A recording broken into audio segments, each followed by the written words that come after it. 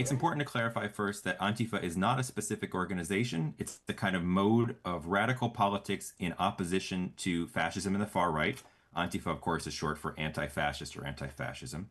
So there are Antifa groups, but Antifa itself is not an overall organization. They're independent, they're separate, and in some cases do different things.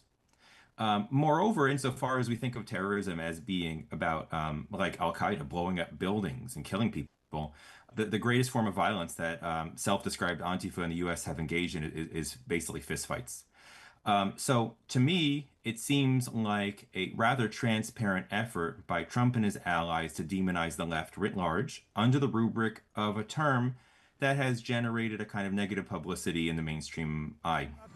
They've just started construction of the new ballroom for the White House. And so the label of Antifa in the context of other alleged emergencies around immigration, around tariffs, around drugs, and so forth, labeling Antifa as a terrorist organization could conceivably allow the administration to target anyone on the left, anyone who dissents, anyone who protests. Antifa groups are small. They have not been in the headlines recently. The scale of violence that they have engaged in is nowhere near the stakes that we're discussing with the killing of Charlie Kirk, let alone what we traditionally think of as terrorism in the form of like an Al Qaeda or an ISIS. So to me, this is really very transparent authoritarian political gamesmanship on the part of Trump and his allies.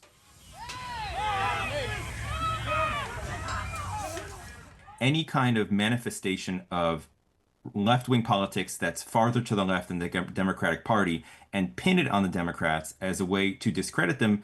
And if you look at statements from Stephen Miller, who tried to make the argument that the Democratic Party is basically a terror organization, that shows you, in my mind, the logical conclusion of what they're trying to do, which is to get average Americans to associate, as mainstream politicians as Chuck Schumer with acts of political violence on the streets.